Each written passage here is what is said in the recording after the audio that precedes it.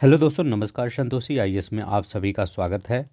यहाँ पर आज हम एग्रीकल्चर का जो चैप्टर है क्लास 8th की ज्योग्राफी का, ठीक है, चैप्टर नंबर 4 है, उसको हम करेंगे। सिर्फ आप मेरे आज एक बात सजेशन के रूप में ले लीजिए, ठीक है। तो अगर आपको अच्छा लगे तो इम्प्लीमेंट करिएगा या नहीं। देखिए, मार्केट में कई कई सारी आपकी बुक है एनसीईआरटी की। मानी जाती है कि ये एनसीईआरटी बेस है, ये वो बेस है, लेकिन आप मेरी बात मानिए। एनसीईआरटी बुक को जो मेन बुक है, जो आपकी गवर्नमेंट के द्वारा लॉन्च की जाती है, ये देखिए आपका गवर्नमेंट के द्वारा लॉन्च की जाती है, तो इसको आप लाइन बाय लाइन पढ़िए। कोई बुक मत पढ़िए, पहले पहले इस बुक को आप लाइन बाय लाइन पढ़िए। इससे क्या होगा, आपकी जो आंसर राइटिंग है वो अपने आप इम्प्रूव हो जाएगा। यहाँ पर ऐसे ऐसे कॉन्सेप्ट दिए रहते हैं, मतलब ये कहानी की तरह होता है ये एनसीईआरटी। तो आप अगर तैयारी कर रहे हैं, तैयारी के फर्स्ट फेज में है, सेकंड फेज में है, या आप तैयारी कर चुके हैं, आपका कॉन्सेप्ट क्लियर नहीं हो रहा है, तो प्लीज़ आप एनसीईआरटी पढ़िए। आपका सब पूरा कॉन्सेप्ट क्लियर हो जाएगा, ठीक है। ये बिलीव मानिए मेरा, ठीक है। आपका हर एक कॉन्सेप्ट क्लियर होगा। तो चलिए हम बिना किसी देरी के शुरू करते हैं। यहाँ पर हम एक एक लाइन पढ़ेंगे, ठीक है। कहना क्या चाह रहा है यहाँ पर आपका एनसीईआरटी। तो चलते हैं, एग्रीकल्चर की शुरुआत करते हैं। देखिए, यहाँ पे क्या लिखा गया है, गुरप्रीत, मधु और टीना। ये देखिए, गुरप्रीत, मधु और टीना 3 लोग हैं, एक गांव से गुजर रहे थे। ठीक है, जैसे आप ही 3 लोग दोस्त हैं, आप लोग एक गांव से गुजर रहे हैं। वहाँ उन लोगों ने एक किसान को खेत में जुताई करते हुए देखा। ठीक है, तो आपने क्या देखा कि एक किसान है, वो जुताई कर रहा है खेत में। किसान ने उन लोगों से कहा, मतलब किसान ने खुद बोला उन बच्चों से कि देखिए, वह गेहूं की बुआई करने जा रहा है और मृदा को अधिक उपजाऊ बनाने के लिए उसमें खाद डाल रहा है। जैसे क्या होता है, आप मान लीजिए गांव से, मैं गांव वाला थोड़ा एग्जांपल ले रहा हूँ। जैसे गांव में क्या होता है, एक सड़क होता है, उसके किनारे एक किसान है, अपना यूरिया पोटास कुछ भी लाया है, इसके बाद जुताई करता है। पहले बैल से होता था, अब क्या होता है, ट्रैक्टर से होता है। तो ट्रैक्टर से जुताई होता है, तो जुताई कर पहले खाद डाल देता है, इसके बाद जुताई कर देता है। तो क्या होता है, वो ये प्रोसेस होता है ताकि अच्छे से ज़्यादा ज़्यादा वो अन्न उत्पादन कर पाए। उसने बच्चों से कहा, यदि गेहूं मंडी में अच्छी कीमत पर बिकेगी, जहां उसे आटे में परिवर्तित करके कारखाने में डबल रोटी और बिस्कुट बनाने के लिए ले जाया जाएगा। तो ये यहाँ किसान ये भी बता दे रहा है कि ये 3 फेज में हमारा चलेगा। मेनली 3 फेज में कौन कौन सा फेज होता है, एक आपका प्राथमिक होता है जो प्राइमरी सेक्टर कहते हैं, एक द्वितीयक सेक्टर होता है जिसको आप सेकेंडरी सेक्टर कहते हैं, एक टर्सरी सेक्टर होता है जिसे जिसे तृतीयक क्षेत्र कहते हैं। तो प्राथमिक में कौन सा आ गया, वो जो किसान गेहूं उगा रहा है, जो आपका भले गेहूँ छींट देगा खेत में, फिर वो उगेगा गेहूँ, तो वो कौन सा प्राथमिक हो गया। इसके बाद जब वो खेत उस गेहूँ को जाके किसी कहीं बेच देगा, उसका गेहूँ किसी फैक्ट्री में चला जाएगा, तो वहाँ पर प्रोसेस होगा ना, उसको क्या बनाया जाएगा, आटा बनाया जाएगा, फिर उसको बिस्कुट बनाया जाएगा, उसको डबल रोटी बनाया जाएगा, सॉरी, उसको डबल रोटी बनाया जाएगा। तो ये सब क्या होगा, सेकेंडरी सेक्टर में हो गया, सेक्टर में हो गया। इसके बाद उसको सर्व किया जाएगा होटल में, उस मतलब ब्रेड को। तो वो कहाँ हो, जो सर्व करेगा, तो वो जो आपका सेवा भाव होगा वो आपका सेकेंडरी, वो टर्सरी सेक्टर में होगा। तो जो यही बताने की कोशिश कर रहा है बच्चों से ये किसान, ठीक है। अब देखिए, ऐसे पढ़िए, आपका कभी भूलेगा नहीं। अब देखिए, लिखा गया है, पौधों से परिष्कृत, परिष्कृत में क्या मतलब, ट्रांसफॉर्मेशन जो होता है वैसे उत्पाद तक के रूपांतरण में 3 प्रकार की आर्थिक क्रियाएं सम्मिलित होती हैं। अभी जो हमने बताया, कौन कौन सी, प्राथमिक क्रिया सम्मिलित होती है, द्वितीयक क्रिया और तृतीयक क्रिया। आप अपना गेहूं उगाएं, प्राथमिक, आप उसको जाके बेच दिए किसी कहाँ, आपका वो फैक्ट्री में चला गया द्वितीयक, और वो जब सर्व हो गया तो तृतीयक होता है। देखिए, प्राथमिक क्रियाओं के अंतर्गत उन सभी क्रियाओं को शामिल किया जाता है जिनका संबंध प्राकृतिक संसाधनों से के उत्पादन और निष्कर्षण से होता है। मतलब क्या कह सकते हैं आप, कि वो जो सभी क्रियाएं जो आपका किससे संबंधित है, प्राकृतिक चीज़ों से संबंधित है। अब आप खेती कर रहे हैं तो वो भी तो एक प्राकृतिक चीज़ें होती हैं। मतलब जैसे मतलब ये कह सकते हैं जो आपका उसमें जैसे आप क्या कहते हैं टर्सरी, क्या कहते हैं टर्सरी, कहते हैं कि कहीं पे बैंकिंग ये सब प्राकृतिक थोड़ी प्रकृति से थोड़ी थोड़ी जुड़ी है। लेकिन अगर आप खेती कर रहे हैं तो एक वो भले आपका कृत्रिम खेत होता है, ठीक है, लेकिन वो सीधे आपका नेचुरल से नेचर से जुड़ा होता है। तो जो चीज़ नेचर से डायरेक्ट जुड़ा होता है वो प्राथमिक में आता है, ठीक है। खेती करना, मत्स्य पालन करना, ये सब प्राथमिक में आता है। जैसे मछली पालन कर रहे हैं, खेती कर रहे हैं, मुर्गी पालन कर रहे हैं, ये सब प्राथमिक क्रियाएं होती है। प्राथमिक क्रियाएं मतलब जो एकदम जमीनी स्तर से, मतलब ये ऐसा समझ लीजिए जो गांव से जुड़ी होती है, ठीक है, ऐसे होता है, ठीक है, ऐसे ही याद रख लीजिए। कृषि, मत्स्य पालन और संग्रहण, इनके कुछ उदाहरण अभी हम बताएं। जो एग्रीकल्चर है आपका, मत्स्य पालन है आपका, लाइक जैसे फिशिंग, संग्रहण, इनके अच्छे उदाहरण है। द्वितीय क्रियाएं क्या होती है? सेकेंडरी, इन संसाधनों में प्रसंस्करण संबंध से संबंधित होता है। प्रसंस्करण मतलब क्या होता है आपका? प्रोसेसिंग किया जाता है। प्रोसेसिंग मतलब एक मतलब प्राइमरी से सेकेंडरी में कन्वर्ट किया जाता है। जैसे क्या, गेहूं आपने उगाया, गेहूं को फैक्ट्री में लेकर गए, या अब वो किस कैसे बन गया आपका? वो आटे में बन गया, ब्रेड में बन गया, तो वो क्या हो गया? सेकेंडरी हो गया। तो बस मतलब प्रोसेसिंग तो हुआ है ना, तो वही होता है। इस्पात, विनिर्माण, डबल रोटी पकाना और कपड़े बुनना इन क्रियाओं के उदाहरण है, ठीक है। इस्पात मतलब लोहे वोहे का निर्माण। तृतीय क्रियाएं प्राथमिक और द्वितीय क्षेत्र की सेवा और कार्यों द्वारा सहयोग प्रदान करती हैं। जो तृतीयक है, प्राथमिक और द्वितीय क्षेत्रों की सेवा कार्यों द्वारा प्रदान, ये जैसे आपका यातायात और व्यापार, बैंकिंग, बीमा और विज्ञापन तृतीय क्रियाओं के उदाहरण हैं। तो अब याद रखिए इनसे। आपसे पूछे कि आपका जो यातायात होता है ये कौन सी क्रिया होती है, ठीक है। मतलब ट्रांसपोर्ट आपका, ट्रेड, ट्रेड मतलब व्यापार या बैंकिंग, ठीक है, एंड इंश्योरेंस है, और विज्ञापन मतलब एडवर्टाइजमेंट है। ये सब कौन सी क्रियाएं होती हैं? ये तृतीय क्रियाएं होती हैं। तो आप द्वितीयक और तृतीयक क्रियाएं समझ गए। द्वितीय क्रियाएं मतलब जो फैक्ट्रियों से रिलेटेड होती है वो मेनली द्वितीयक होती है। प्राथमिक मतलब जो एग्रीकल्चर से रिलेटेड होती हैं, प्रकृति से रिलेटेड होती हैं, वो प्राथमिक। तृतीयक मतलब जहाँ सेवा भाव होता है। जैसे कॉल सेंटर वाले होते हैं, कॉल सेंटर जो आपसे पास कॉल करते हैं, सर रिचार्ज करवा लीजिए, ये तृतीय श्रेणी में आती है, टर्सरी श्रेणी में, ठीक है। अब देखिए यहाँ पर एग्रीकल्चर शब्द की उत्पत्ति लैटिन शब्दों एगर और एग्री, जिसका अर्थ होता है मृदा, और कल्चर, ठीक है, जिसका अर्थ कृषि करने से है। तो एग्रीकल्चर के बारे में ये दिया गया है। लैटिन शब्द एगर और एग्री से बना है, ठीक है, जिसका क्या होता है? एगर का मृदा, एग्रीकल्चर होता है, ठीक है। अब देखिए यहाँ पर कृषि एक प्राथमिक क्रिया है। फसलों, फलों और सब्जियों, फूलों को उगाना और पशुपालन इसमें शामिल होता है। तो किसमें, कृषि में कौन कौन से शामिल होते हैं? चाहे आप फसल हो, चाहे फल हो या सब्जी, फूल, ये सब पशुपालन मतलब जो आपके घर पे होता है। मान लीजिए मैं आपको जिम कर रहा हूँ, आप गांव से बिलोंग कर रहे हैं, तो आप के घर पे जो होता है, क्या आपके घर पे फैक्ट्री थोड़ी लगी है? नहीं लगी, नहीं है। तो आपके ये जो प्राथमिक, लेकिन ये सब तो आपके घर पे होता ही होगा, पशुपालन होता होगा, सब्जी होगा, फल होगा, ठीक है। विश्व में 50% लोग कृषि से संबंधित क्रियाओं में संलग्न हैं। भारत की 2/3 जनसंख्या अब तक कृषि पर निर्भर है, ठीक है, ये याद रखिएगा। अब देखिए यहाँ पर क्या लिखा गया? अनुकूल स्थलाकृत मृदा और जलवायु कृषि क्रियाकलाप के लिए अनिवार्य है। तो इसमें कोई बड़ी बात नहीं है। कहना कह चाह रहा है कि आपको मृदा भी तो उसी टाइप से चाहिए कृषि के लिए। जैसे आप काली मृदा सोचते हैं, काली मृदा में कपास अच्छा होगा, ठीक है, और हमारे जलोढ़ मृदा जो उत्तर प्रदेश में आपके पाया जाता है, तो यहाँ पर क्या होता है? जलोढ़ मृदा में धान, आपका गेहूँ अच्छी तरीके से होता है। तो उसके लिए क्या मृदा भी चाहिए, जलवायु भी चाहिए, कि आपको काली मृदा के लिए या चाय के लिए, कॉफ़ी के लिए थोड़ा सा बारिश वाला एरिया चाहिए, ठीक है। तो ऐसे ही होता है, ठीक है, जलवायु भी चाहिए, मृदा भी चाहिए, उसके अनुकूल हर चीज़ चाहिए, ठीक है। कृषि के जिस भूमि पर फसलें उगाई जाती हैं कृषिगत भूमि कहलाती है, ठीक है। आप मानचित्र में देख सकते हैं।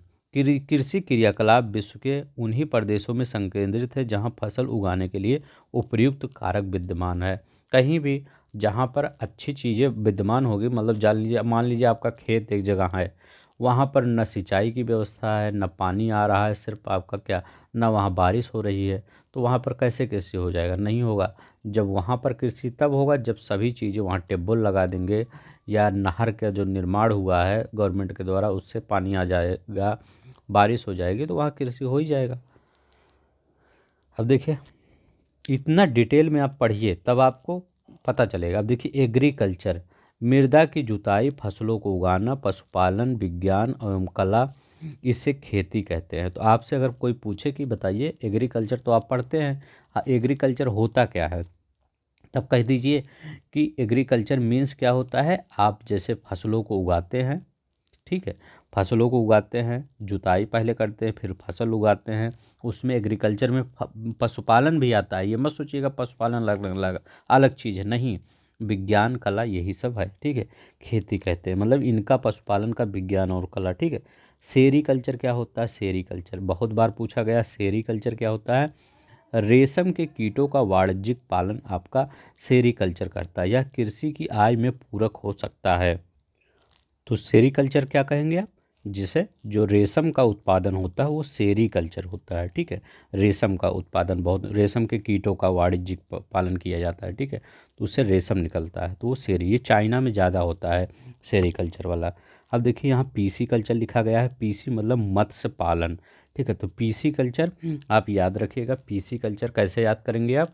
जैसे पीसी मतलब क्या बोला जाता है, आपके दिमाग में आता होगा प्रियंका चोपड़ा, ठीक है, तो वो कभी कभी क्या होता है, जल परी का रोल भी मूवियों में करती हैं, ये मतलब जो जितने एक्ट्रेस हैं वो जल परी का रोल करती हैं। तो ऐसे याद कर लीजिए, पीसी मतलब जल परी, मतलब जल परी क्या, मछली को ही होता है, तो ठीक है, वैसे जल परी मछली से याद कर लीजिएगा। पीसी कल्चर मत्स्य पालन, विशेष रूप से निर्मित तालाबों और पोखरों में मत्स्य पालन होता है। बीटी कल्चर क्या होता है? बीटी कल्चर, देखिए बीटी कल्चर क्या होता है, अंगूरों की खेती होती है। तो बीटी कल्चर क्या होता है? अंगूरों की खेती होती है। हॉर्टिकल्चर क्या होती है? वाणिज्यिक उपयोग के लिए सब्जियों, फूलों और फलों को उगाना, ठीक है। तो सब्जी अनुसंधान संस्थान कहाँ है? ये वाराणसी में है। तो हॉर्टिकल्चर, ये जैसे आपके पिताजी या आप भी घर पे क्या करें, बहुत बड़े पैमाने पर किसकी खेती करें? सब्जियों, फूलों, फलों की खेती करें, और उसको क्या करें, मार्केट में जाकर पहुंचाएं, तो वो क्या कहलाता है? हॉर्टिकल्चर आपके पिताजी कर रहे हैं, ठीक है।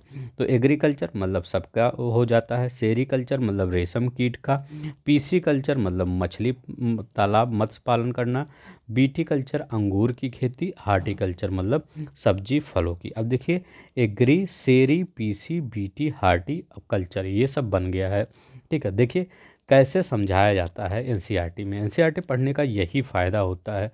अब देखिए कृषि तंत्र, कृषि फार्म सिस्टम क्या होता है? फार्म सिस्टम, अब देखिए फार्म सिस्टम क्या होता है? कृषि एवं खेती को एक तंत्र के रूप में देखा जा सकता है। इसके महत्वपूर्ण निवेश बीज, उर्वरक, मशीनरी और श्रमिक हैं। मतलब ये कहें कि आप एग्रीकल्चर में इन्वेस्ट क्या क्या करते हैं, तो एग्रीकल्चर में इन्वेस्ट क्या करते हैं? बीज भी हम बोते हैं उसमें, उर्वरक भी, मतलब जैसे यूरिया, पोटास और कई होते हैं। मशीनरी आपका जो, जैसे आप ट्रैक्टर, रोटावेटर, ये सब यूज नहीं करते। और श्रमिक, श्रमिक के रूप में आप भी करते हैं, आप लेबर को हायर करते हैं, तो वैसे भी होता है। तो गांव में पहले कैसे होता था श्रमिक में? पहले आपका सहकारिता में चलता था कि आप हमारा धान काट दीजिए, हम आपका धान काट देंगे, ठीक, आप हमारी गेहूँ काट दीजिए, हम आपका गेहूँ काट देंगे। तो ऐसे चलता था, भाईचारा बना रहता था। लेकिन प्रेजेंट टाइम में ऐसा थोड़ा सा मतलब अपने ट्रैक से हटता जा रहा है, ठीक है, ऐसा कोई करना नहीं चाहता दो एक दूसरे का। जुताई और बुआई क्या है? जुताई और बुआई, हाँ, अगर आपको पसंद आ रहा होगा तो लाइक वाइक कर दीजिएगा, ठीक है। जुताई, बुआई, सिंचाई, निराई, कटाई। निराई क्या होता है जानते हैं? निराई जो होता है, जैसे आपका वो ये हुआ कि आप कुछ घास जम जाते हैं, जैसे गेहूं है, उसमें गेहूं बैठा दिए, मतलब बो दिए, उसमें थोड़ा घास जम गया, या धान में कुछ घास जम गया, तो वो पौधों को बढ़ने में अवरोध उत्पन्न कर सकता है, ठीक है, मतलब उनकी प्रॉब्लम इफेक्ट कर सकता है उनके वृद्धि में, ठीक है। इसीलिए उस जो छोटे छोटे जो आपका खरपतवार रहेंगे उनको उखाड़ देना खेतों से, वही निराई कहलाता है। निराई, निराई को क्या कहते हैं? बीडिंग कहते हैं। याद रखिएगा। वीडिंग कहाँ गया, निराई, कट, ये निराई, निराई को आप बीडिंग, WEEDING, ठीक, WEED, यहाँ डी होगा, ठीक, यहाँ लिख दें WEEDING, ठीक। तो इसको क्या कहते हैं, बीडिंग कहते हैं। कटाई कुछ इसकी संक्रियाएं हैं। इस तंत्र के निर्गतों के अंतर्गत फसल, ऊन, डेयरी और कुक्कुट उत्पाद आते हैं, ठीक है। अब देखिए कृषि के प्रकार बहुत ही इंपॉर्टेंट है, बार बार आया आता है। पहले जैविक तथ्य देख लेते हैं, ये रोचक तथ्य देख लेते हैं।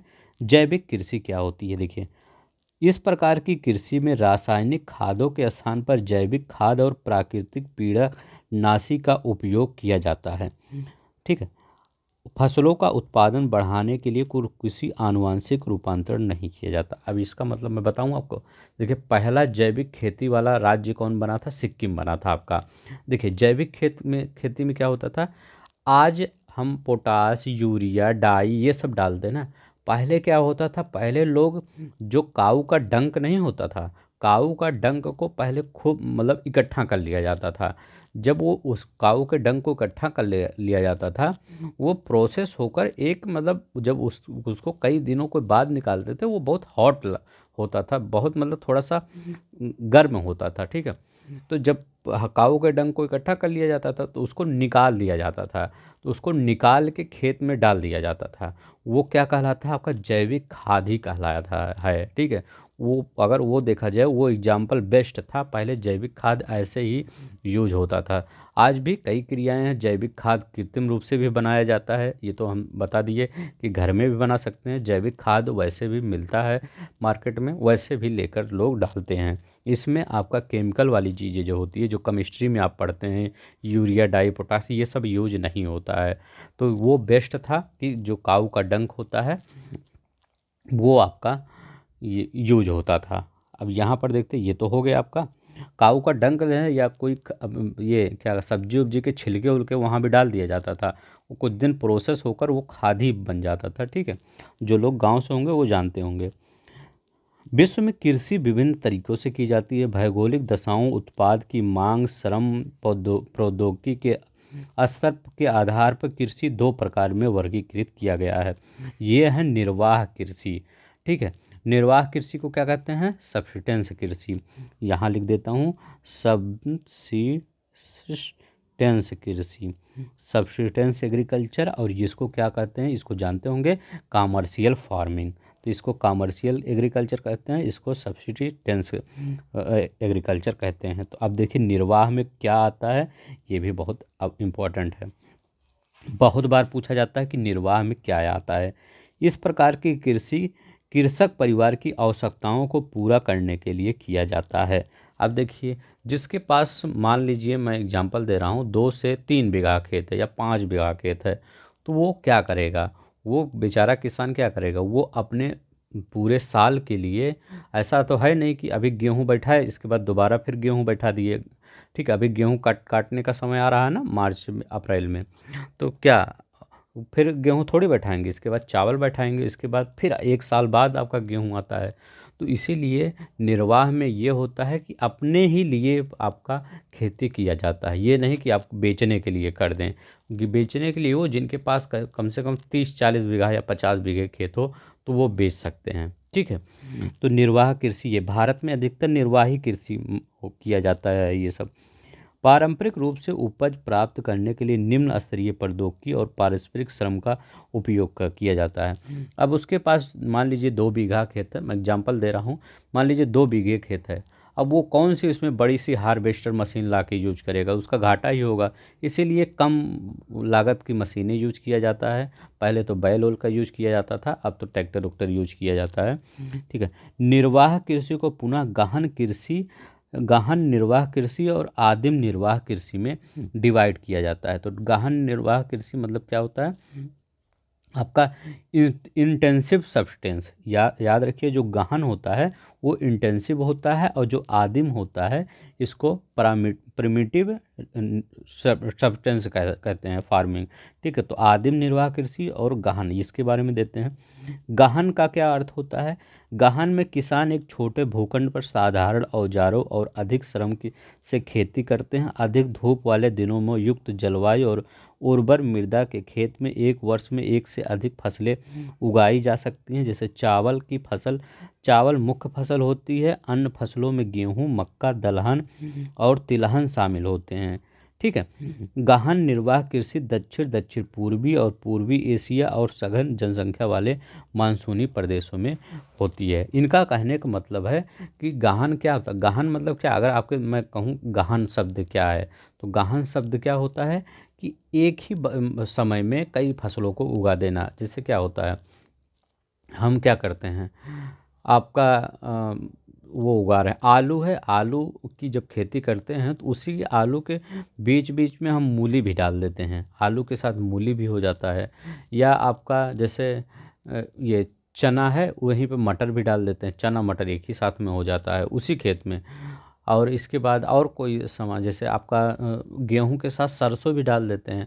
तो कुछ अगर मान लीजिए गेहूं ऐसे पूरा इसमें बोया, इसके मेड़ों पर, मेड़ जानते होंगे, मेड़, इसके जो किनारे किनारे बाउंड्री की रहती है उस पे, और ये बीच में या ऐसे यहाँ पर सरसों डाल देते हैं। तो एक ही बार में कई चीज़ें हो सकती हैं। ठीक है, तो उसको कहते हैं गहन निर्वाह कृषि। ठीक है, यहाँ क्या लिखा गया? एक वर्ष में एक से अधिक फसलें उगाई जा सकती हैं, किसमें? गहन कृषि में।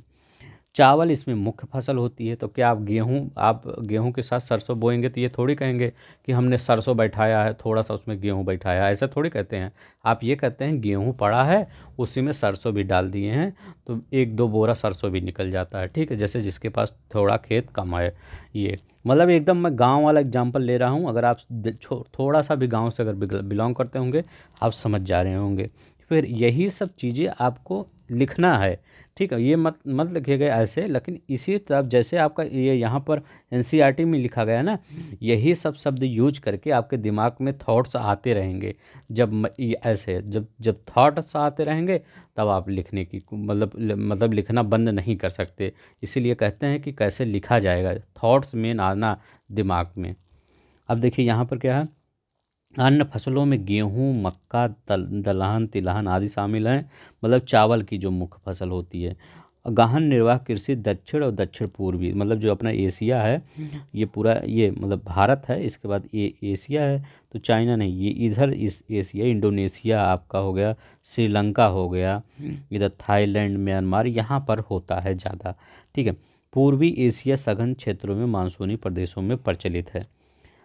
आदिम निर्वाह कृषि क्या होती है? में स्थानांतरीय कृषि और चलवासी ये पशुचारण शामिल होते हैं। तो अब देखिए आदिम में बहुत इंपॉर्टेंट है, ये भी है स्थानांतरीय कृषि।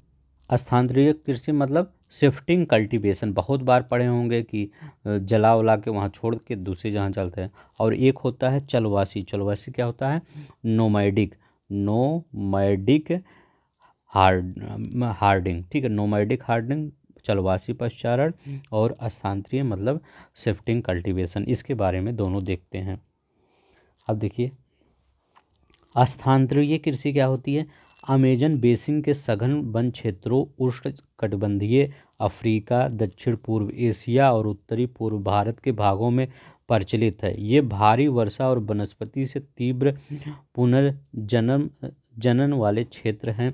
वृक्षों को काटकर जलाकर भूखंड को साफ किया जाता है, तब राख को मृदा में मिलाया जाता है तथा मक्का, रतालू, आलू, कसावा जैसी फसलों को उगाया जाता है। भूमि की उर्वरता को समाप्ति के बाद वह भूमि छोड़कर चले जाते हैं। कृषक और नए भूखंड का पता चलता है। स्थानांतरित कृषि को कर्तन और दहन, ठीक है, कृषि के रूप में भी जाना जाता है। स्लैश एंड बर्न इसको बोला जाता है, स्लैश एंड बर्न कृषि के रूप में भी जाना जाता है। अब देखिए मैं आपको बताता हूँ इसका मीनिंग क्या होता है। देखिए आपसे जब कोई पूछे कि ये शिफ्टिंग कल्टीवेशन क्या है, तो आप ये कह दीजिएगा जंगलों को पहले जला दिया जाता था, पेड़ पौधों को जला दिया जाता था। इसके बाद उसका क्या होता है, राख होता था। उसका राख जब ज़मीन में मिल जाता था तो वो थोड़ा सा उपजाऊ बन जाता था ज़मीन। जब उपजाऊ बन जाता था तो उसमें अलग से खाद डालने की ज़रूरत नहीं पड़ती थी। इसके बाद वहाँ पर धान गेहूँ मक्का जो भी सामान दिया है यहाँ पर, उसको डाल दिया जाता है।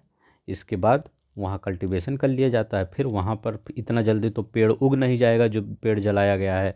इसके बाद वहाँ से शिफ्ट होकर कहीं दूसरी जगह चले जाते थे, जहाँ पेड़ है वहाँ भी जलाते थे, फिर वहाँ पर ऐसे करते थे। तो ये आपका स्थानांतरीय कृषि में आता है। लेकिन प्रेजेंट टाइम में ऐसा संभव नहीं है, क्योंकि भारत के पास जनसंख्या ज़्यादा है और जंगल कम है और लोगों की आवश्यकताएं ज़्यादा हैं। ठीक है, अब देखिए यही तो आपका पेपर में पूछा गया था। इस बार का आप देखेंगे, पेपर उठा के देखिए, ये आर ओ का यही क्वेश्चन पूछा गया था कि झूमिंग कहाँ होती है। झूमिंग होती है उत्तर पूर्वी भारत में। मिल्पा कहाँ होती है, मैक्सिको में। स्थानांतरित कृषि के प्रकार हैं, ये पूछ लिया जाता है। रोका कहाँ होता है, रोका ब्राज़ील में होता है। लदांग कहाँ होता है, मलेशिया में। लदांग और रोका पूछा था शायद, ठीक है, और मिल्पा भी, ये लास्ट के तीनों में पूछा था। ठीक है, तीनों आपका कहाँ ये कृषि किया जाता है। तो देखिए पूरा आपका एनसीईआरटी ही उठा के पूछ लिया है। ठीक है, तो झूमिंग कहाँ होती है, उत्तर पूर्वी भारत में। मिल्पा, माँ से मिल्पा, माँ से मैक्सिको, मैक्सिको मतलब चाचा चौधरी मतलब यूएसए के नीचे। और रोका ब्राज़ील में। लदांग मलेशिया में। अब देखिए आप पूछेंगे सर स्थानांतरित कृषि और चलवासी पशुचारण में अंतर क्या है। अब मैं बताऊं आपको, एक एग्जांपल दूं। जैसे आप रेगिस्तान देखें, रेगिस्तान देखे नहीं होंगे, मतलब सुने होंगे या टीवी में कहीं भी देखे होंगे। रेगिस्तान का मान लीजिए मई जून का महीना है, मई जून का महीना है, खूब गर्मी हो रही है। अब उस रेगिस्तान में इतनी गर्मी पड़ रही है कि पानी तब सूख ही जाएगा। जब नॉर्मल एरिया में सूख जा रहा है तो रेगिस्तान में ऑफकोर्स सूखेगा ही। पूरा सूख जा रहा है तो क्या करते हैं, जो वहाँ के किसान हैं वो खुद अपने जो उनके कैटल्स हैं, जो उनके मतलब भेड़ बकरी या आपके ऊँट, वो क्या होते हैं, शिफ्ट हो जाते हैं, पूर्वी की तरफ से आ जाएंगे। हम अगर राजस्थान की बात करते हैं कि पश्चिम से वो पूर्वी की तरफ आ जाएंगे, या आप कह सकते हैं जहाँ पर ज़्यादा पानी की कमी नहीं होगी वहाँ पर चले आएंगे। वो अपने पूरे पशुओं को लेकर आते हैं ताकि उनके पशु भी बने रहें और वो भी बने रहें। जब जैसे जुलाई के महीने में, अगस्त के महीने में बारिश आ जाएगी, इसके बाद हम फिर वहाँ चले जाएंगे। यही होता है। ये देखिए चलवासी पशुचारक अपने ऊँटों के साथ, ये क्या है, आप ऊँट है, इनको लेकर आपके ये इधर इस साइड चले आएंगे। माँ कह सकते हैं आपको उत्तर प्रदेश साइड, जब आप मैप में देखेंगे तो वो आप पूरब की साइड चले आ रहे हैं, ये देखिए। ठीक है, सहारा के अर्धशुष्क और शुष्क प्रदेशों के मध्य एशिया और भारत के कुछ भागों में, राजस्थान और जम्मू कश्मीर में। अब देखिए जम्मू कश्मीर में, यहाँ तो हमने गर्मी का एग्जांपल लिया। जम्मू कश्मीर लद्दाख में आप ठंडी का एग्जांपल ले सकते हैं, जो मतलब हाई एरिया है। मान लीजिए ये अपना प्यारा भारत है, यहाँ पर ये पूरा प्यारा भारत है। ठीक है, ये अब ये एरिया, इस एरिया में खूब ठंडी पड़ रही है, बर्फ़ पड़ रहा है। उनके जो भेड़ होंगे, जो बकरियां होंगी, वो वहाँ पर सर्वाइव नहीं कर सकते हैं। आदमी नहीं सर्वाइव करेगा, जानवर कैसे सर्वाइव कर लेगा। तो वो वहाँ पर से वो थोड़ा सा नीचे चले आते हैं, यहाँ पर चले आते हैं। फिर जब ठंडी चली जाती है तो फिर वहाँ चले जाते हैं अपने, मतलब चलवासी पशुचारण में अपने जानवरों को लेकर नीचे जाया जाता है या अलग जगह शिफ्ट हुआ जाता है। ठीक है, ये कह सकते हैं। इस प्रकार से कृषि और पशुचारक और पशुओं के साथ चारे और पानी के लिए एक स्थान से दूसरे स्थान पर निश्चित मार्गों से घूमते हैं। इस प्रकार की गतिविधियां जलवायु बाधाओं और भूभाग का पर प्रक्रिया स्वरूप उत्पन्न करती है। मतलब क्या, जलवायु बाधाएं ना, वही हम कह रहे हैं, चाहे गर्मी खूब पड़े, चाहे आपका बारिश हो खूब, या चाहे आपकी ठंडी खूब पड़े, यही सब क्रिया होती है। तभी इन सब मजबूरी में ये सब, थोड़ी आप कोई अपना घर थोड़ी आप छोड़ के जाएगा। आप सोचेंगे हम अपना घर छोड़ के कहीं और शिफ्ट हो जाएं, नहीं सोचेंगे। इनकी प्रॉब्लम होती है तब ये जाके शिफ्ट होते हैं। पशुचारक मुख्यतः भेड़ होते हैं, ऊँट होते हैं। ये भेड़ ऊँट ये राजस्थान की, मवेशी याक और बकरियां ये वहाँ की बात कर रहे हैं, लद्दाख की। ये पशुचारक चारकों और उनके परिवारों के लिए दूध, मांस, ऊन, खाल और अन्य उत्पाद उपलब्ध कराते हैं। ठीक है, तो जानवरों, आदमी तो कैसे न कैसे जुगाड़ कर ही लेगा पानी का, लेकिन ये नहीं कर पाते हैं। पानी जानवरों के लिए कैसे करें, इसीलिए ये शिफ्ट होते हैं, इसीलिए इसे चलवासी पशुचारण कहा जाता है। आई होप आपको चलवासी पशुचारण और चलवा स्थानांतरीय कृषि में दोनों में अंतर समझ में आया होगा। यहाँ पर आदमी खुद जाता है, तो यहाँ पर अपने पशुओं को लेके जाता है चलवासी में। यहाँ पर आदमी पशुओं को लेकर जाता है, लेकिन इनका मेन मकसद होता है कि भूमि को, ये स्थानांतरणीय में भूमि को स्लैश बर्न करके थोड़ा उगा के फिर दूसरी जगह शिफ्ट हो जाएं। ये हमेशा शिफ्ट होते हैं, इनका कोई वो नहीं होता मौसम, लेकिन इनका चलवासी में जलवायु परिवर्तन ये सब मेन होता है। अब देखिए वाणिज्यिक कृषि क्या होती है, कॉमर्शियल क्रॉप। वाणिज्यिक कृषि फसल उत्पादन पशुपालन बाजार में विक्रय हेतु उपयोग किया जाता है। इसमें विस्तृत कृषि क्षेत्र में अधिक पूंजी का उपयोग किया जाता है। अधिकांश कार्य मशीनों द्वारा किया जाता है। वाणिज्यिक कृषि, वाणिज्यिक अनाज कृषि, मिश्रित कृषि और रोपड़ कृषि शामिल हैं। अब देखिए यहाँ पर क्या होता है वाणिज्यिक कृषि। देखिए वाणिज्यिक कृषि की अगर बात करते हैं हम, जैसे आपका यूक्रेन, वहाँ पर गेहूं कैसे वाणिज्यिक लेवल पे किया जाता है, रूस में गेहूं वाणिज्यिक लेवल पे किया जाता है। और जो जैसे आपका कॉर्न, कॉर्न आपका कहाँ पर, यूएसए में। कॉर्न मतलब जो भुट्टा उट्टा की खेती होती है, जो आपको जिसको जोन्हरी बोलते हैं, तो उसकी खेती कहाँ, यूएसए में बहुत वाणिज्यिक रूप में किया जाता है। हमारे यहाँ क्या होता है, चाय, चाय हमारे यहाँ बहुत ज़्यादा होता है, वो किस में, वाणिज्यिक स्तर पर किया जाता है। तो वो क्या होता है, जो बेचने के लिए किया जाए। ठीक है, मतलब जिसको प्रॉफिट ही मेन है, उसमें खाना पीना नहीं है। चाय ये नहीं कि हमेशा आप कितना चाय अपने लिए उगाएंगे, चाय का थोड़ी सी खपत है। आप एक मतलब मान लीजिए 1 महीने में 1 किलो चाय पत्ती ख़त्म कर देंगे, लेकिन ऐसा थोड़ी है कि पूरा जितना बोए हैं आप खुद ही ख़त्म करेंगे, ऐसा तो है नहीं। मेनली वो बोलने के पर्पज़ के लिए होता है। वाणिज्यिक अनाज कृषि में फसलें वाणिज्यिक उद्देश्य से उगाई जाती हैं। गेहूं और मक्का सामान्य रूप से उगाई जाने वाली फसलें हैं। उत्तर अमेरिका, यूरोप, एशिया, जैसे मैंने यूक्रेन का नाम लिया और वहाँ का नाम लिया रसिया का। ठीक है, शीतोष्ण घास के मैदान वाणिज्यिक अनाज कृषि के प्रमुख क्षेत्र हैं। ये क्षेत्र सैकड़ों हेक्टेयर के बड़े फार्मों में युक्त विरल आबादी वाले हैं। अत्यधिक ठंड वर्धन काल को बाधित करती है, केवल एक ही फसल उगाई जा सकती है। ठीक है, जो से यूक्रेन और रसिया की हम बात कर रहे हैं, वहाँ देखते होंगे बहुत बड़े बड़े खेत होते हैं, वहाँ सब कुछ मशीनों से होता है, तो वहाँ पर बड़े पैमाने पर मशीनों का यूज होता है। मिश्रित कृषि किसे कहते हैं, ये बहुत इंपॉर्टेंट है। आपसे अगर मैं पूछूं अभी कि मिश्रित खेती किसे कहते हैं, तो आप क्या बताएंगे। देखिए मिश्रित खेती खेती उसे कहते हैं जिसमें आपका भोजन भी मिल जाए और पशुओं के लिए चारा भी मिल जाए, वही होता है। अभी इसका एग्जाम्पल मैं दूंगा। भूमि का फसल भूमि का उपयोग भोजन के चारे के फसलें के उगाने और पशुपालन के लिए किया जाता है। यह यूरो, अब देखिए इसमें का मैं एग्जांपल दूं आपको, क्या मैं एग्जांपल दूं, जैसे मैं आपको एग्जांपल अभी देता हूं। प्रेजेंट टाइम में क्या चल रहा है, मटर चल रहा है। हाँ, मटर, मटर का पौधा देखे हैं, हम मटर लाते हैं, ये मान लीजिए मटर का पौधा है, इसमें ये सब लगा है, ऐसे ऐसे ना होता मटर। इसमें थोड़ी सी एक मटर का वो बीज वाला, जो उसको आप क्या कहते हैं, जो मटर मार्केट में मिलता है, वो है मटर। इस मटर को आप क्या करते हैं, तोड़ लेते हैं, अपने लिए यूज कर लेते हैं। फिर इसका जो ये पूरा इसका गुच्छा या पेड़ जो बचा है, उसको क्या करते हैं, उसको मशीनों से काट देते हैं, उसके छोटे छोटे टुकड़े कर देते हैं। ठीक है, उसको क्या करते हैं, इसके बाद उसको क्या करते हैं, पशुओं को खिला देते हैं। यही आपका इसमें भी होता है, किसमें, भुट्टे में, जिसको आप कॉर्न कहते हैं। ठीक है, उसमें भी भुट्टे को तोड़ लेते हैं, इसके बाद जो उसका पेड़ होता है उसको काट के उसको भैंस को या गाय को खिला देते हैं, तो आपको वही मिश्रित खेती होती है। अगर आपसे अगर कोई पूछे कि मिश्रित खेती क्या होती है, जो हम भोजन भी प्राप्त करते हैं भुट्टे से, तो भोजन प्राप्त कर लेते हैं। ठीक है, मतलब बाल से जोनरी के जो आपका मिलता है, और उसको उसके मतलब पेड़ को चारे के लिए उपयोग करते हैं, वही मिश्रित खेती होती है। आज के बाद अगर कोई पूछे तो यही बताइएगा जो आपका एनसीईआरटी में लिखा गया है। ठीक है, और चाहे जो कुछ बोले आप दिखा दीजिएगा, देखिए एनसीईआरटी में यही लिखा गया है। यह यूरोप और पूर्वी संयुक्त राज्य अमेरिका, अर्जेंटीना, दक्षिण पूर्व ऑस्ट्रेलिया, न्यूजीलैंड और दक्षिण अफ्रीका में प्रचलित है। हमारे भी यहाँ प्रचलित है। ठीक है, चलते हैं नेक्स्ट देखते हैं। देखिए गन्ने का रोपड़, तो देखिए गन्ने का भी होता है। गन्ने में क्या होता है, पहले देखिए मैं थोड़ा सा आपको एग्जांपल दे रहा हूँ ताकि आपको भूले ना। गन्ने में क्या होता है, अभी जैसे ठंडी का समय जब आता है, जब गन्ने की कटाई होती है, तो वहाँ पर गांव में क्या होता था, पहले लोग एक दूसरे के यहाँ पर जाते थे गन्ना मतलब उसको काटने। क्यों, ऐसे नहीं, पैसे से नहीं, क्योंकि उसका जो गन्ने का ऊपर वाला पत्ती वाला भाग है वो अपने घर जो काटने आता था, गांव में जो जो काटने जाता है वो पत्ती वाला भाग अपने घर लेते जाता है।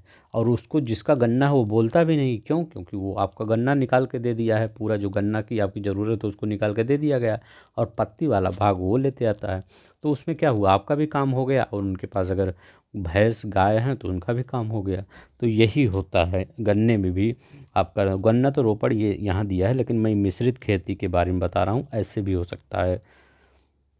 अब देखिए रोपड़ कृषि क्या होता है। रोपड़ कृषि वाणिज्यिक कृषि का एक प्रकार है, जहाँ क्या होता है, चाय, कहवा, काजू, रबड़, केला और कपास का एकल फसल की उगाई की जाती है। इसमें बृहद पैमाने पर श्रम और पूंजी की आवश्यकता होती है। उत्पाद प्रसंस्करण, प्रोसेसिंग खेतों पर ही निकट के कारखानों में किया जाता है। इस प्रकार की कृषि में परिवहन जाल के विकास की अनिवार्यता होती है। रोपड़ कृषि मुख्य क्षेत्र विश्व के उष्णकटिबंधीय प्रदेशों में, उष्णकटिबंधीय मतलब ये जो आपका ट्रॉपिकल रीजन होता है वहाँ पर ज़्यादा होता है। जैसे आपका कह सकते हैं मलेशिया में रबड़, ब्राज़ील में कहवा सबसे ज़्यादा होता है, कहवा मतलब कॉफ़ी, और भारत में श्रीलंका में चाय इसके उदाहरण हैं। तो क्या होता है इसमें, ये रोपड़ कृषि में आपसे अगर पूछे कोई कि रोपड़ कृषि के तो कुछ आप वो बता दीजिए। रोपड़ कृषि मतलब क्या, प्लांटेशन इसको बोलते हैं, प्लांटेशन एग्रीकल्चर। ये हम बताते हैं, यहाँ लिख देते हैं प्लांटेशन, TATIO, प्लांटेशन ये आपका होता है रोपड़ कृषि। रोपड़ कृषि क्या होता है, इसमें जो प्लांटेशन में होता है, इसमें थोड़े छोटे छोटे प्लांट उगाए जाते हैं, उनकी तरह उनसे आपका खेती किया जाता है। जैसे चाय का होता है, चाय देखे होंगे बहुत छोटे छोटे प्लांट उगते हैं, असम उसम में देखेंगे। और ये काजू, रबड़, केला, ये देखिए केले का एक प्लांट है, इसमें से केला उग रहा है, ये देखिए केला उग रहा है। तो ये रोपड़ कृषि का है। ठीक है, चावल की कृषि ये है, गेहूं की शस्य कर्तन, ये बाजरे की कृषि। तो प्लांटेशन में आप क्या करेंगे, ये प्लांटेशन या रोपड़ कृषि में आप एग्जाम्पल देंगे चाय, कहवा, काजू, रबड़, केला, ये याद रख लीजिएगा। ठीक है, कोई पूछे तो यही एग्जाम्पल दे देंगे। अब ये कहाँ पर होता है प्लांटेशन खेती सबसे ज़्यादा, ये क्वेश्चन पूछा गया है कि ये सबसे ज़्यादा उष्णकटिबंधीय प्रदेशों में पाए जाते हैं प्लांटेशन कृषि। ठीक है, अब देखिए मुख्य फसलें कौन सी हैं, जो इसमें चावल वावल दिया है वही। बढ़ती हुई जनसंख्या की आवश्यकताओं को पूरा करने के लिए विविध प्रकार की फसलें उगाई जाती हैं, जैसे फसलें कृषि आधारित उद्योगों के लिए भी कच्चे माल की आपूर्ति करती हैं। जैसे गेहूं, चावल, मक्का, बाजरा खाद्य फसलें हैं। जूट और कपास रेशेदार फसलें हैं। चाय, कहवा मुख्य रूप से पेय फसलें हैं। तो अगर पेय फसल पूछे तो कौन सा, चाय, कहवा बताएंगे। ये खाद्य फसलें तो मक्का, बाजरा, ये सब तो आम बात है, तो अब बता ही देंगे। अब देखिए चावल के बारे में देखते हैं। यह विश्व की मुख्य खाद्य फसल है। तो विश्व की सबसे मेन खाद्य फसल आपसे पूछे कौन सा है, चावल में। ये IAS में क्वेश्चन आया है, यही वर्ड आया है, यही क्वेश्चन, यही इतना दे दिया गया है। ठीक है, कि विश्व की सबसे मुख्य खाद्य फसल कौन सी है, तो वो क्या है, चावल है। यह उष्णकटिबंधीय और उपोष्णकटिबंधीय प्रदेशों में आहार है, मतलब जो मतलब थोड़ा सा ट्रॉपिकल है और थोड़ा सा कम ट्रॉपिकल है। ठीक, वहाँ पर ये होता है। चावल के लिए उच्च तापमान, अधिक आर्द्रता और वर्षा की आवश्यकता होती है। तो अगर आपसे मेंस में लिखने का आ जाए तो आप नहीं लिख देंगे 3 बुलेट पॉइंट, क्या चाहिए, उष्णकटिबंधीय में होता है, इसमें बाद इसमें तापमान ज़्यादा होता है, इसमें आर्द्रता भी ज़्यादा होती है, और वर्षा की ये फसल है। तो मतलब ये सब 4-5 पॉइंट बुलेट में लिख सकते हैं, जब पढ़े रहेंगे तो लिख देंगे।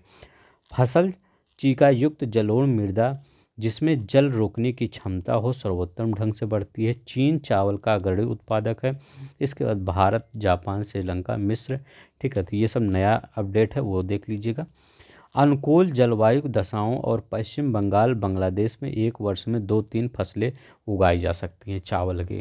तो लोग क्या करते हैं, सोचते हैं हमारे यहाँ जलवायु अच्छी है चावल के लिए, चलते हैं हम एक साल में 2 बार उगा लेते हैं। जैसे हमारे यहाँ पंजाब में भी, ठीक है, 2-2 बार आपका उगा लिया जाता है चावल की फसल। ठीक है, कई फसलें एक साल में 2 बार उगा लिया जाता है। गेहूं के बारे में क्या करें, गेहूं के वर्धन काल में तापमान और वर्षा और शस्य कर्तन फसल की कटाई, शस्य कर्तन क्या होता है, फसल की कटाई होता है, के समय में तेज धूप की आवश्यकता होती है। अभी देखिए प्रेजेंट टाइम में क्या है, जो मतलब आज की बात मैं कर रहा हूँ, मार्च में क्या हो रहा है आपका, धीरे धीरे तापमान बढ़ रहा है ना, देखिए डे बाई डे तापमान बढ़ रहा है। अब क्या चाहिए, ये आप सभी लोग यही सोच रहे हैं कि बारिश वारिश अभी ना हो, सिर्फ तापमान इंक्रीज करता रहे, ताकि हमारा गेहूं जो है वो अच्छी तरह से पक जाए और उसको हम काट लें खेतों से। ठीक है, किसान तो यही सोच रहा है। तो वही होता है, जब इसके बढ़ने में तापमान, वर्षा और ये फसल की कटाई के समय तेज तेज धूप की आवश्यकता होती है। इसका विकास अप्रवाहित दोमट मिट्टी में सर्वोत्तम ढंग से होता है। मतलब जलोढ़ मिट्टी की क्या बात कर रहा है, गेहूँ संयुक्त राज्य अमेरिका, कनाडा, अर्जेंटीना, रूस, यूक्रेन, यूक्रेन का नाम लिए थे, रूस का नाम लिए थे, ये सब गेहूं के कटोरे कहलाते हैं सब। ऑस्ट्रेलिया और भारत में विस्तृत रूप से उगाया जाता है। भारत में यह शीत ऋतु में उगाया जाता है। तो क्या आप गर्मी में थोड़े गेहूं देखे हैं, ठंडी में बोते हैं गेहूं, आपका नवंबर अक्टूबर में बैठा बो दिया जाता है। इसके बाद या दिसंबर में, जैसे ही 1-2 महीने के अंतर में, तो इसके बाद मार्च अप्रैल में काट लिया जाता है। अभी देखिए गेहूं के कटाई का समय आ गया है, अभी किसान लोग अपना गेहूं काटेंगे। मिलेट क्या है, ये मोटे अनाज के रूप में भी जाने जाती है। और मोटा अनाज ना, 2023 क्या था, मोटा अनाज का वर्ष था, याद होगा, आप पढ़े होंगे 2023 मोटा अनाज का वर्ष था, सरकार ने बताया था। ठीक है, वो मतलब शायद यूएन की तरफ से था। उपजाऊ और बलुई मृदा में उगाई जा सकती है। ये फसल है जिसे कम वर्षा और उच्च माध्यम तापमान, पर्याप्त सूर्य प्रकाश की आवश्यकता होती है। ज्वार, बाजरा और रागी भारत में उगाए जाते हैं। नाइजीरिया, चीन, नाइजर इसके अन्य उत्पादक देश हैं। तो ये अगर कोई पूछे कि मोटे अनाज में कौन से हैं, तो ये मिलेट्स बता दीजिएगा, ज्वार, बाजरा, रागी, ये सब बताइएगा। ठीक है, अब देखिए मक्का क्या है, इसके लिए मध्यम तापमान, वर्षा और अधिक धूप की आवश्यकता होती है। इसे सुप्रभावित उपजाऊ मृदा की आवश्यकता होती है। मक्का उत्तर अमेरिका, देखिए हम कह नहीं रहे हैं, मक्का जहाँ कहाँ सबसे ज़्यादा होता है, अमेरिका में सबसे ज़्यादा होता है। ब्राज़ील, चीन, रूस, कनाडा, भारत और मैक्सिमो में हुआ है। भारत में भी तो मक्का, ये देखिए ये भुट्टा नहीं है, आप जाते हैं 10 रुपये का, जब जैसे ठेले पे देखेंगे, जब बारिश आती है, बारिश के समय में ये भुट्टा मिलता रहता है ठेले पे, तो आप कहते हैं भैया जी 10 रुपये का हमको भुट्टा दीजिए, तो आपसे 10 रुपये लेता है, आपको भुट्टा दे देता है। वही होता है कॉर्न, मक्का को कॉर्न कहा जाता है, कॉर्न फ्लेक्स होता है, उसको दूध में डाल के खाया जाता है। तो वो बहुत ही अच्छा होता है शरीर के लिए, वो खाइए आप सब, जैसे नाश्ते में एक किसी दिन ज़रूर लिया करिए, ये काफ़ी आपको हेल्दी बनाए रहेगा। के नाम से भी जाना जाता है, विश्व में इसकी विभिन्न रंग बिरंगी प्रजातियाँ पाई जाती हैं। हमारे यहाँ तो मेरे ख्याल से मैंने पीला देखा है और वाइट भी देखा है, और ज़्यादा नहीं देखा है। अब देखिए कपास क्या होता है, इसकी वृद्धि के लिए उच्च तापमान और हल्की वर्षा और 200 से अधिक पाला रहित दिन, तेज चमकीली धूप की आवश्यकता होती है। अब देखिए, अब महाराष्ट्र में क्या आप देखे हैं कि महाराष्ट्र में इतनी ठंडी पड़ रही है कि अमिताभ बच्चन उच्चन, मतलब वो तो होता नहीं वहाँ पर नॉर्मल सब रहता है। कभी देखे हैं बहुत धूप पड़ रही है या बहुत ठंडी पड़ रही, नहीं, वहाँ नॉर्मल ही होता है ना महाराष्ट्र में। यह काली मृदा जलोढ़ मृदा का सर्वोत्तम उगती है। चीन, संयुक्त राज्य अमेरिका, भारत, पाकिस्तान, ब्राज़ील, मिस्र कपास अग्रणी उत्पादक है या सूती वस्त्र के लिए महत्वपूर्ण। मतलब यहाँ पर हल्की वर्षा भी हो जाए, थोड़ा सा तापमान भी रहे। ठीक है, तो ये सब किसके लिए, कहाँ पर प्रयुक्त है, ये सब आपका चाहे गुजरात है, जैसे अपना प्यारा भारत है, यहाँ गुजरात भी इसके लिए उपयुक्त है, यहाँ महाराष्ट्र भी। ये दो आपके जो राज्य हैं, 2 स्टेट हैं, ये बहुत ही सूटेबल हैं किसके लिए, कपास की खेती के लिए। पटसन क्या है, इसको सुनहरा रेशा भी बोला जाता है। सुनहरा रेशा मतलब गोल्डन आपका फाइबर। ठीक है, तो गोल्डन फाइबर भी बोला जाता है। के रूप में जाना जाता है। यह जलोढ़ मृदा के अच्छे ढंग से विकसित होते हैं। ये और ये उच्च तापमान, भारी वर्षा, आर्द्र जलवायु की आवश्यकता होती है। यह फसल उष्णकटिबंधीय क्षेत्रों में उगाई जाती है, भारत और बांग्लादेश में उगाई जाती है। देखिए कभी भी आपसे पूछे, देखिए दो चीज़ें होती हैं, नहीं दोनों में आप कंफ्यूज होते होंगे। मान लीजिए ये अपना प्यारा भारत है, ठीक है, ये अपना प्यारा भारत है, ये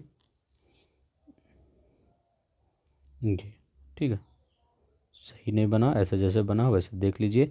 ये अपना प्यारा भारत है। तो अगर आपको इस साइड बात करें, इस साइड में ये मतलब पश्चिम साइड में, तो पश्चिम साइड आप कपास बोलेंगे, ठीक है। कपास मतलब क्या बोलेंगे, कॉटन बोलेंगे, कॉटन, ठीक है। कॉटन कहीं भी क्वेश्चन पेपर में आए कपास कहाँ पे ज़्यादा उगता है, तो आप गुजरात आप बोलेंगे, महाराष्ट्र बोलेंगे, कर्नाटक ये साइड बोलेंगे, ठीक है।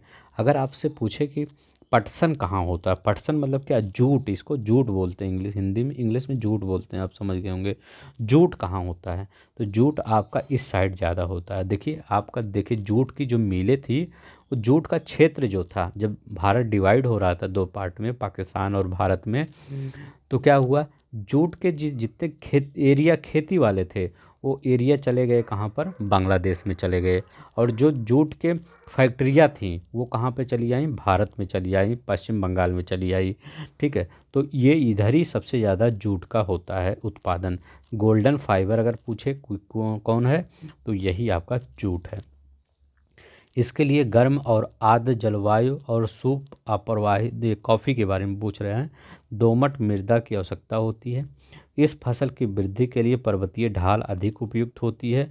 ब्राज़ील कॉफ़ी का अग्रणी उत्पादक है, इसके पश्चात कोलंबिया भारतीय है, ठीक है। तो कॉफ़ी के लिए क्या होता है, आपको मेनली थोड़ा सा ढलान एरिया चाहिए, ठीक है। देखते नहीं है सब, असम में क्यों जाते हैं, दार्जिलिंग में क्यों जाते हैं, वहाँ पर ढलान एरिया है। कॉफ़ी हमारे यहाँ कर्नाटक में सबसे ज़्यादा उगाई जाती है। अगर पूछे भारत में कॉफ़ी के लिए सबसे ज़्यादा प्रसिद्ध कौन सा राज्य है, तो कर्नाटक बताएंगे, ठीक है। अब यहाँ देखें रोचक तथ्य देख लेते हैं, कुछ अच्छी चीज़ें लिखा गया है। कॉफ़ी के पौधों की खोज किसने की। कॉफ़ी की खोज के विषय में विभिन्न कहानियां हैं। लगभग 850 ईस्वी में कालदी नाम का एक अरबवासी, जो बकरी चराने वाला था, अपनी बकरियों की अनोखी उछल कूद और हरकतों को देखकर परेशान था। एक दिन उसने भी यह उस सदाहरित पौधों की फलियों को चखकर देखा। उन्हें काफ़ी बकरियां प्रतिदिन खाया करती थी। उसने आनंद के भाव का अनुभव करते हुए अपनी खोज के विषय में संसार को बताया। तो मतलब आप क्या मान लीजिए, आप कहीं 1 मिनट के लिए मान लीजिए आप अपनी बकरी को चराने कहीं गए। इसके बाद आप देख रहे हैं मेरी बकरी वो चीज़ खा रही है, ठीक है, क्या वो डेली वो चीज़ खा रही है, आपको कुछ नहीं पता है ये फल क्या है, ये मतलब ये पौधा क्या है, और आपकी बकरी उसको खा के थोड़ा सा मतलब एनर्जी फील कर रही है, ठीक है। मतलब जानवर भी ना कभी कभी सुस्त एकदम रहते हैं, कभी कभी एनर्जी रहता है उनके अंदर एनर्जी। तो वो आदमी क्या सोचा, तो आप भी क्या सोचें, मान लीजिए आप क्या सोचें, ये बकरी खा रही है तो हम भी एक बार खा के देखें। तो आप भी उसको थोड़ा टेस्ट किए, तो आप टेस्ट करने के बाद आपको क्या लगा, हाँ ये तो एनर्जी है, आप भी एनर्जी मतलब पूरे दिन आपकी एनर्जी रही। तो आप सोचेंगे इसको क्यों ना हम संसार के सामने बताएं। तो इसमें यही लिखा गया था, इसका रोचक तथ्य यही है। अब कितना सही है कितना गलत है वो तो एनसीईआरटी ही बताएगा।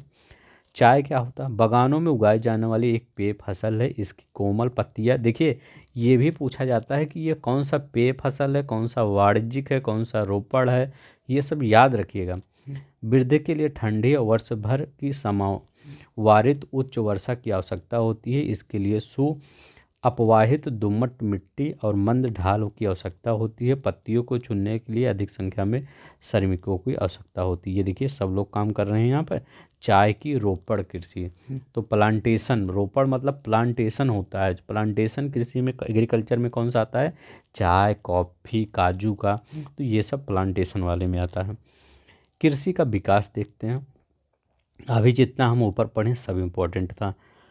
कृषि का संबंध बढ़ती जनसंख्या की मांग को पूरा करने के लिए कृषि के उत्पादन को बढ़ाने की दिशा में किए गए प्रयासों में से कई तरीकों से प्राप्त किया जा सकता है। जैसे बोए गए क्षेत्र में विस्तार करके बोई गई फसलों की संख्या बढ़ाकर सिंचाई सुविधाओं में सुधार करके उर्वरकों एवं उच्च उपज देने वाले बीजों का प्रयोग के द्वारा कृषि का मशीनीकरण भी कृषि के विकास और अन्य पहलू हैं। कृषि के विकास का चरम लक्ष्य खाद्य सुरक्षा को बढ़ाना है। ठीक है, तो मतलब ये आप कृषि के बारे में अगर आपको मेंस में आ रहा है क्या कुछ लिखना है तो थोड़ा सा कृषि के विकास में यही सब लिखिएगा। ठीक है, अब देखिए यहाँ लिखा गया कृषि का विकास विश्व के विभिन्न भागों में विभिन्न गतियों से हुआ है। अधिक जनसंख्या वाले विकासशील देश अधिकतर गहन कृषि करते हैं। यहाँ लिखा गया है विकासशील देश, विकसित देश नहीं लिखा गया है, विकासशील। अब विकसित, अब विकासशील पूछेंगे क्या होगा। हमारा जैसे कंट्री जो है वो विकासशील की तरफ, विकासशील देश है। विकासशील मतलब अभी हम विकसित नहीं हुए हैं अमेरिका और यूरोप की तरह, अभी हम विकसित होने के उसी प्रोसेस में चल रहे हैं। तो हमारे यहाँ कैसी होगी, गहन कृषि होगी, क्योंकि हमारे यहाँ जनसंख्या ज़्यादा है। ठीक है, जहाँ छोटी जोतों का समांतर जीविकोपार्जन के लिए फसलों की उगाई जाती है। छोटी जोत मतलब क्या, हमारे यहाँ 2-3-4 बीघा खेती रहता है, उसको क्या करते हैं हम, छोटी छोटी जोत बना लेते हैं। ये नहीं कि वहाँ पर बड़े बड़े मशीनें लगा दें, ऐसा थोड़ी है। कभी देखे हैं आप अपने आसपास बड़ी बड़ी खेतें हैं और वहीं बड़ी बड़ी मशीनें लगी हैं, वो ड्रोन से मतलब दवाई छिड़की जा रही है। ये सब अभी हमारे यहाँ भी आएगी, लेकिन अभी हमारे यहाँ बहुत कम है, रेयर केस में कहीं कहीं होता है। बड़ी जोतों वाणिज्यिक कृषि के लिए बहुत उपयुक्त होती हैं, जैसे संयुक्त राज्य अमेरिका और कनाडा, ऑस्ट्रेलिया में। सबसे ज़्यादा ज़मीनें ऑस्ट्रेलिया में हैं। वहाँ पर देखेंगे जनसंख्या बहुत ही कम है और वहाँ एक एक लोग के पास 500 बीघा खेत है। 500 बीघा खेत है मतलब मैं एक बीघा 20 बिसवा के बराबर मानता हूँ। ठीक है, हो सकता है कहीं के लोग एक बीघा मतलब 10 बिसवा माने। ठीक है, आप ये सब जाने रहिए, क्योंकि ये सब भी क्वेश्चन पेपर में आता है एग्रीकल्चर में, तो हो सकता है। ठीक है, तो 500 बीघा मतलब सोच लीजिए कितना खेती होगी उनके पास। तो कहाँ पर, संयुक्त राज्य अमेरिका, कनाडा, ऑस्ट्रेलिया, यहाँ सब बड़े बड़े पैमाने पर होती है। तो 500 बीघे में अगर मान लीजिए वो कैसे भी कृषि लगाएं, कैसे भी कार्य करें, अगर उनका 300 बीघा ही अगर लग गया बढ़िया खेती से, तो सोचिए उनके पास कितना पैसा आ जाएगा। ठीक है, तभी हमारे यहाँ किसान थोड़ा सा वहाँ के किसानों से थोड़ा सा कमज़ोर पड़ते हैं। हमारे यहाँ जोत का आकार बहुत कम है। आओ हम दो फार्मों भारत और संयुक्त राज्य अमेरिका की वस्तुस्थितियों के की सहायता से विकासशील और विकसित देशों के बीच में कंपेयर कृषि के विषय में जानें। अब देखिए भारत का एक फर्म है, हमारा देखिए किसान। ठीक है, अब तो बहुत कम ये देखने को मिलता है, लेकिन ये बहुत क्यूट आपका पिक्चर होता था, खेत जोतते किसान। ठीक है, उत्तर प्रदेश के गाजीपुर ज़िले में। ठीक है, कुछ लोग गाजीपुर के होंगे। ठीक है, तो सोचिए आपके शहर की बात कर रहा है। गाजीपुर ज़िले में आदिलाबाद में एक छोटा सा गांव है। आदिलाबाद कोई गांव होगा, बताइएगा आप। मुन्ना लाल इस गांव का एक छोटा किसान है, जिसके पास लगभग 1.5 हेक्टेयर का फार्म है। उसका आवास मुख्य गांव में है। वह अधिक उपज देने वाले बीजों को बाजार से वर्षों का एकांतर कर खपत खरीदता है। उसकी भूमि उर्वर है, वह वर्ष में कम से कम 2 फसलें समानता गेहूं और चावल और दालें उगा लेता है। ठीक है, आदिला ये मतलब मुन्ना लाल किसान अपने मित्रों और बुजुर्गों के साथ साथ सरकारी कृषि अधिकारियों से कृषि कार्यों में संबंध को सलाह लेता है। वह अपने खेत की जुताई के लिए भाड़े पर ट्रैक्टर लेता है। यद्यपि उसके कुछ मित्र अभी भी बैल से खेती करने को जोतने की परंपरागत विधि का प्रयोग करते हैं। समीप के खेत में एक नलकूप है, जिसे वह अपने खेत की सिंचाई के लिए भाड़े पर लेता है। ये सब आप एज्यूम करिए आपका ही एकदम वो चल रहा है। क्या होता है, आपके पास खेत है, आपके गांव में मान लीजिए आपके पास ट्रैक्टर नहीं, तो गांव में देखते हैं किसी के पास ट्रैक्टर, अच्छा उन चौधरी के पास जी ट्रैक्टर है, तो चौधरी जी चलिए हमारा खेत जोत दीजिए। उसके लिए आपको जैसे 2 बीघा है, 3 बीघा है, तो 2,000 3,000 जैसे भी चलता होगा, मुझे नहीं पता है, तो उसको आप दे देंगे। ठीक है, तो वही होता है। और इसके बाद उनका चौधरी जी का वहाँ ट्यूबवेल भी लगा है, तो आप कहते हैं चौधरी जी आज हमारी सिंचाई करना है, तो चौधरी जी कहते हैं लीजिए चाबी लीजिए, जाइए आप अपना खेत सींच लीजिए। चौधरी जी थोड़ी सींचने जाएंगे, वो चाबी दे देते हैं, आप खेत सींच लेते हैं।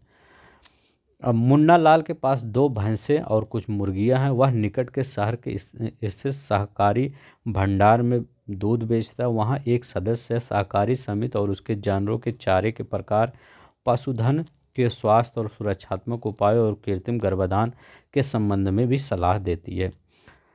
अब देखिए सहकारी समिति, ठीक है, ये बहुत इंपॉर्टेंट है। सब कृषि के विविध कार्यों में परिवार के सभी सदस्य उसकी सहायता करते हैं। कभी कभी वह बैंक और कृषि सहकारी समिति से बीजों की उपज वाली किस्मों और औजारों को खरीदने के लिए ऋण लेता है। मतलब आपको कोई ट्रैक्टर खरीदना है तो आप ऋण लेते हैं बैंक से।